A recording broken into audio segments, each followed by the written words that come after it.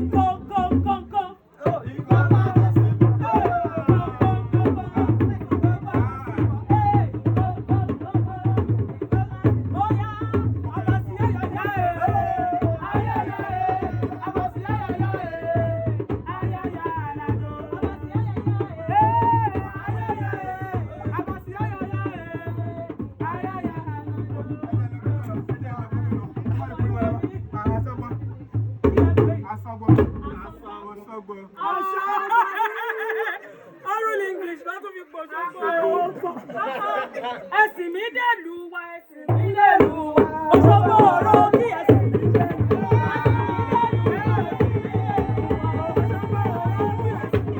Bóyá àṣùkà bí ìtàní wá, àṣùkà bí ìtàní wá o. Ọ̀rọ̀ kíni lè máa bá àṣùkà bí ìtàní wá, àṣùkà bí ìtàní wá. Àṣùkà bí ìtàní wá o. Ọ̀rọ̀ kíni lè máa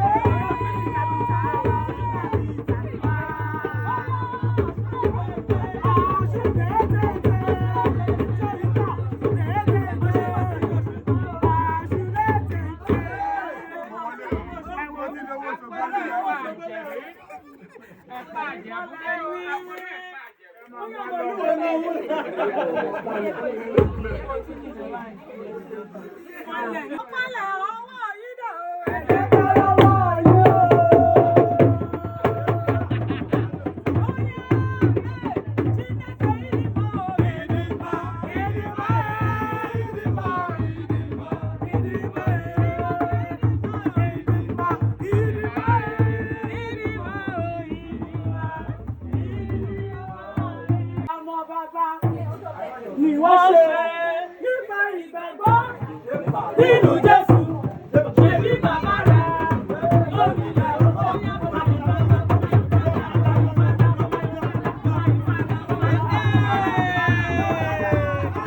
Ó ti délé dáàdì ẹ̀ lóòótọ́.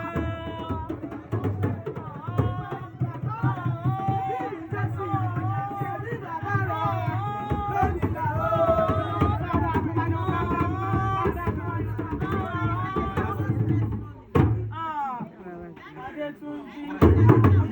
ṣé mo tún wá ní láti bèrè pé mo lè wà báyìí?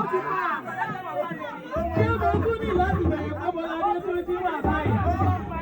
Because action Adétúnjí ó ti speak louder than words. Ó ti ṣọ̀pẹ̀lẹ̀ lọ́mọ wà. Ẹ wo bó ṣe ọ́gì dáàdì ẹ̀ tó ọ́gì mọ́mì ẹ̀. Adétúnjí mi ò tiẹ̀ ní láti bèrè pé mo lè wà mọ́. Ilé dáàdì àti ilé mọ́mì ìlú wa jẹ́. Ọmọ tó rí ìta ló ṣe fún Adétúnjí. Orí ẹ̀sìn máa ń fún mi láyọ̀, ẹ̀ mọ Fàgbẹ̀yìn.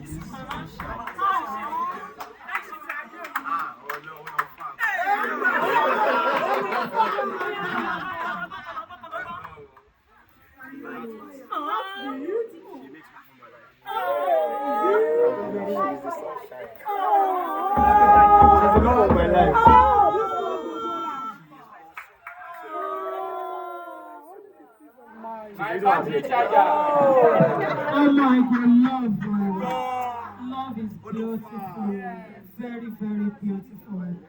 Ó yá Adétúnjí officially kí wọ́n mi dáàdì mi àti gbogbo ẹbí ẹ̀yin ọ̀rẹ́ ẹ prostrate ẹ kí gbogbo ẹbí. This way. Ẹ ṣe báyìí torí space. Mọ́mí dáàdì gbogbo ẹbí bàbá mi Fágbélé ẹ bá mi náwó ayọ̀ sí Adétúnjí. Ó náà fi ara hàn wípé ó máa ń wọ òun ọ láti darapọ̀ mọ́ ẹbí wa. Ẹni lónìí tí Adétúnjí kó àwọn ẹbí ẹ̀ wá láti wá mọ̀ wá pé Esther tiwa làwọn fẹ́ fẹ́ ẹni pé kò ní regret ẹ̀ ẹni kó máa mọ̀ sí rere ní o àtòun àti Esther wọ́n máa bára wọn kalẹ̀ o.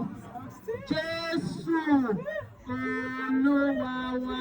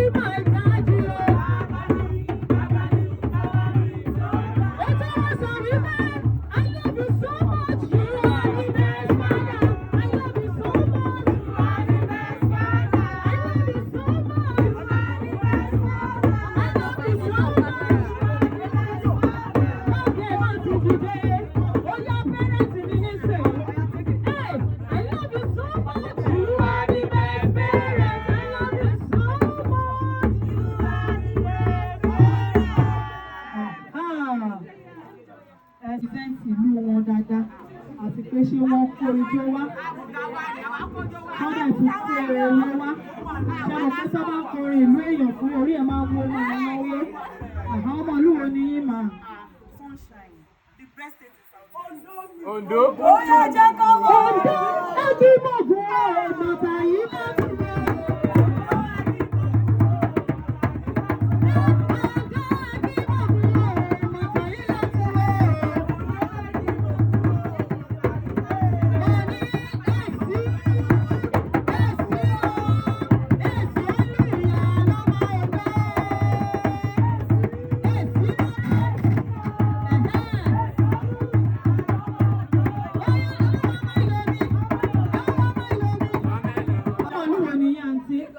Lagos. Ó yẹ ṣẹ̀rí sísà mi tí ẹ ń wọ yóò. Àwọn tí ẹ ń wọ yóò. Ó yẹ ṣe ilẹ̀ lẹ́kọ̀ọ́. Ṣé ilẹ̀ lẹ́kọ̀ọ́? Mo ní Èkó ní ìbàjẹ́. Èkó ní ìbàjẹ́. Èkó ní ìbàjẹ́. Torí Èkó bàjẹ́ lọ. Ó yẹ Ọ̀ṣun lẹ́tẹ̀ẹ́.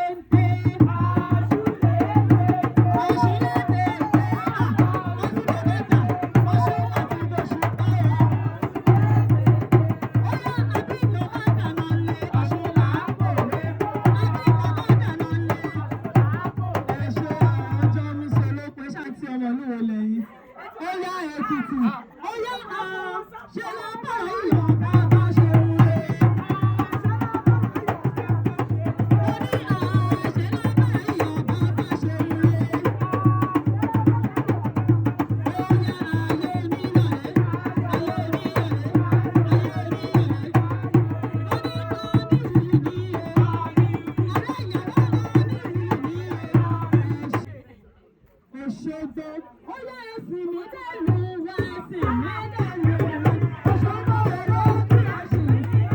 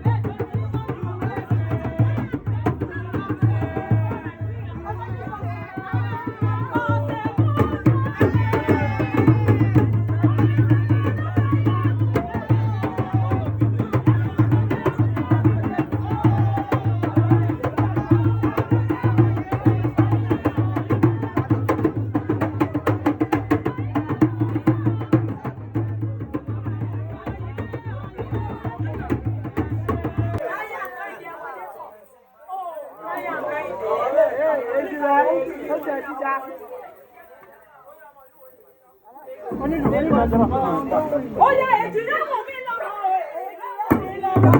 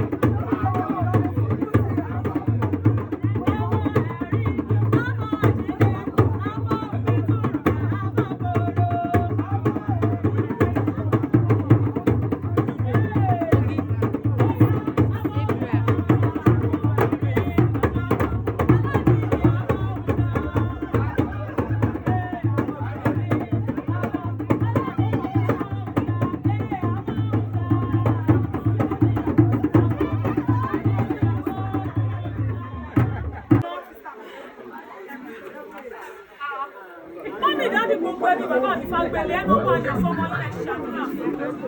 Ẹ máa ṣàdúrà fún ọmọ ìgbà yẹn. This is first step. First step to forever. Àmì Jésù. I think this thing can wait. Àmì Jésù.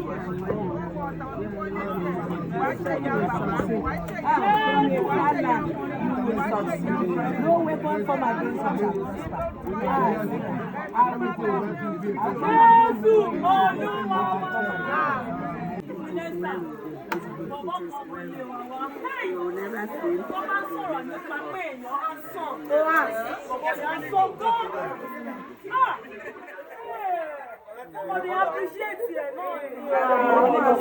Wọ́n appreciate iṣẹ́ Ọlọ́run. Sí adjective tí bọ̀bọ̀ yìí ò fi ẹ̀ qualify.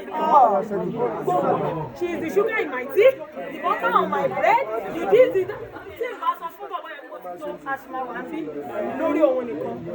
Mo ṣáà sọ fún yín wípé Esther ló ní right láti ọ̀fíìsì wá sí ilé láti wá sí ọmọ mi àti dárí nílẹ̀ sọ bó ṣe jẹ́.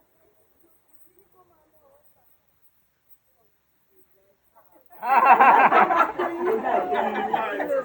Esther, ó fẹ́ bá mi wá bọ̀bọ̀ yẹn báyìí o. Bóyá kò tí ì rìn jìnnà. Tó o bá ti rí. Ọ̀rọ̀ má ti dò ó jìnnà. Esther, tó o bá ti wá rí. Àwọn ọmọ wọn dání. Wàá ṣe wá officially mú wá sí ilé. Wọ́n ní ẹ̀bà mi wá. Lọ́lọ́.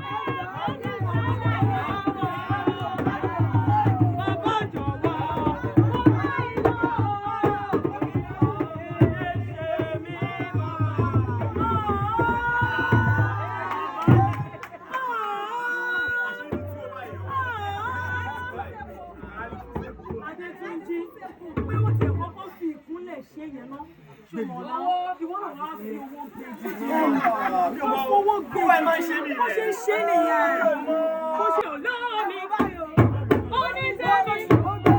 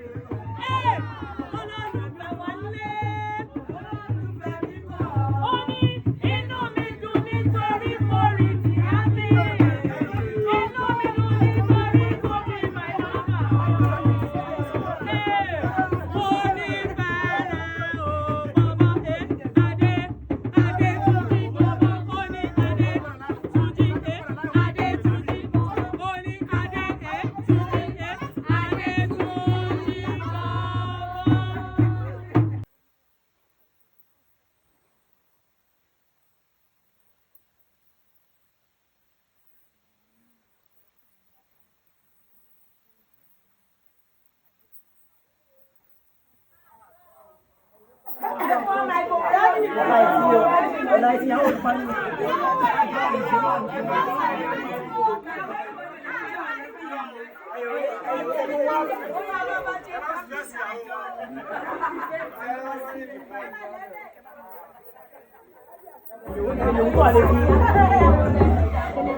Mọ́mí dáàdì gbogbo ẹbí bàbá mi Fágbélé.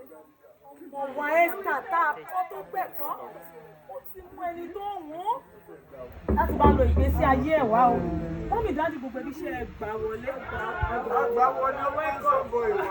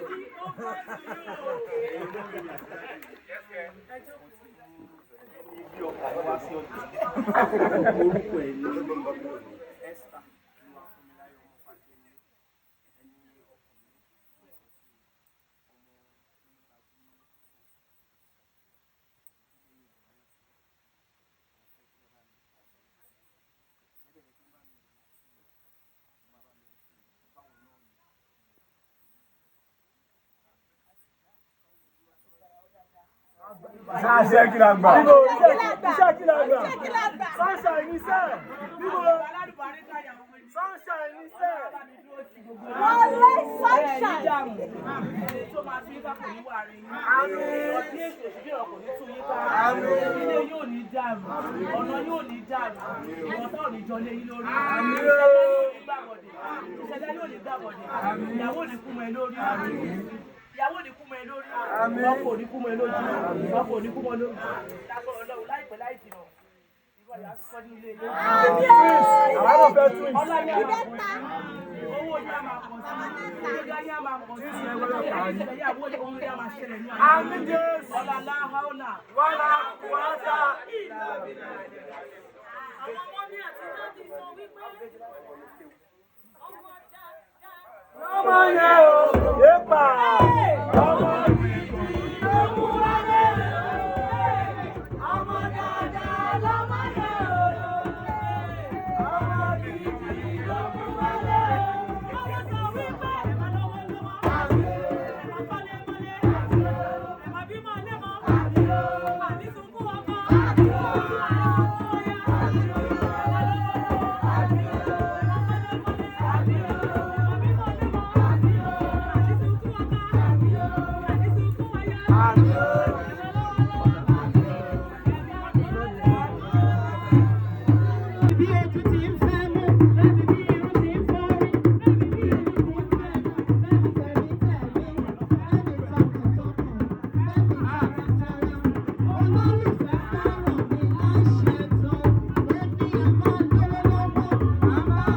Thank you.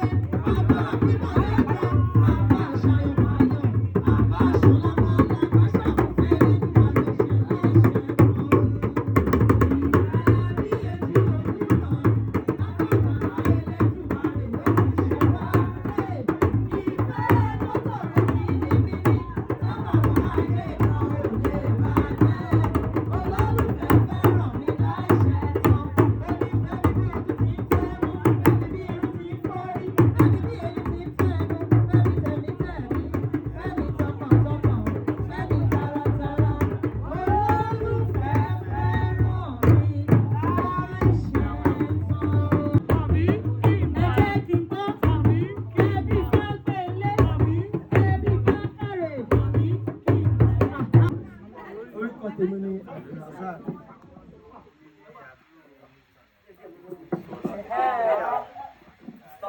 Onílé ajé là ń kí.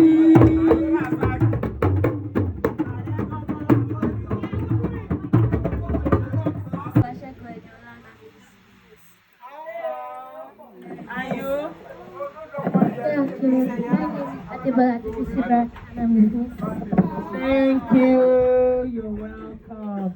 All right. Thank you, sir.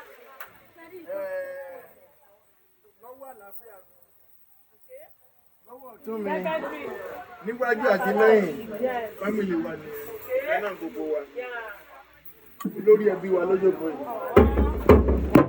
Ìyáàfin Maria Ọládìrún Kásùkú Fágbélé Ọládìrún lọ́wọ́ àlàáfíà mi báyìí. Ìyá ìyàwó Ìyáàfin Alice Àjọkẹ́ lẹ́gbẹ̀ẹ́ olórí ẹbí wa Ìyáàfin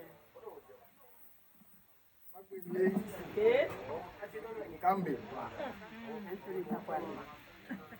Takuan ọba Takuan ní ẹ̀yìn nínú ìbejì náà ni àtẹ̀léra wa náà ni ó ní àbúrò bàbá ìyàwó. Wọ́n tẹ̀ ní the introduction. Lẹ́gbẹ̀ẹ́ wọn nígbẹ̀gbẹ̀ bí mo ti náwó yìí àwọn ni ọ̀rẹ́ tímọ́tímọ́ ọ̀rẹ́ olórí ẹbí wa gbogbo bí tá a bá ń lọ làwọn náà ń dìde. Àlùfáà Ìyáàfin tó nẹ́gbọ̀n tó kẹ́dùn ẹ ṣe gbọ́dọ̀ fún wa. Lọ́wọ́ ọ̀tún lọ́hùn èèyàn pàtàkì bàbá ìyàwó kékeré bàbá Lákìjà ìyá ìyàwó kékeré Lákìjà àwọn ògbómúlérò ìyàwó àwọn Alákìjà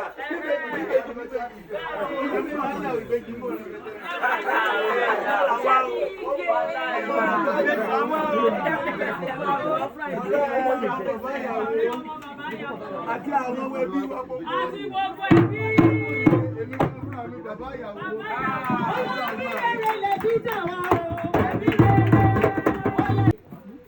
ẹ̀rí oríṣiríṣi basket lórí tébù yìí oríṣiríṣi èso ló wà nínú ẹ̀. Esther àti Adétúnjí lórúkọ Jésù èso ayé yìí kò ní rẹ̀ dànù. Ṣé wọ́n ní nínú àwọn èso yẹn wo àpọn wà bẹ́ẹ̀? Omi wà nínú àpọn kò sẹ́ni tó mọ bí omi ṣe dé inú ẹ̀. Esther àti Adétúnjí lórúkọ Jésù àṣírí yóò ní tú ọmọ ìráyé orí. Ṣètùwárí apple wọ́n tẹ̀ nílẹ̀ ìkọlẹ̀ lè ti ń wọ́n lókè òkun ni àti lọ sókè òkun kò wà ní nira fẹ́yìn méjèèjì. Ẹ máa lo ẹ máa bọ̀ bí ẹni lọ sí Èkó bọ̀ ni. Wọ́n máa sọ wípé Esther travels all over the world. Adétúnjí travels all over the world.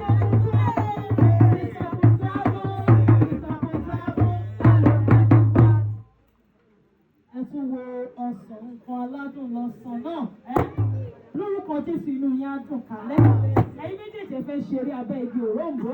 Ó lábẹ́ igi òróǹbó. Ẹ̀ẹ́dì bàbá fẹ́ ṣeré wa. Wọ́n ní kí ló wá dùn. Ara wa yá. Lábẹ́ igi òróǹbó. Òróǹbó lábẹ́ igi òróǹbó. Ẹ̀yin bàbá fẹ́ ṣeré wa. Inú wa dùn. Ara wa yá. Lábẹ́ igi òróǹbó. Inú yín á dùn kálẹ̀. Ikọ̀ òní wáyé yìí.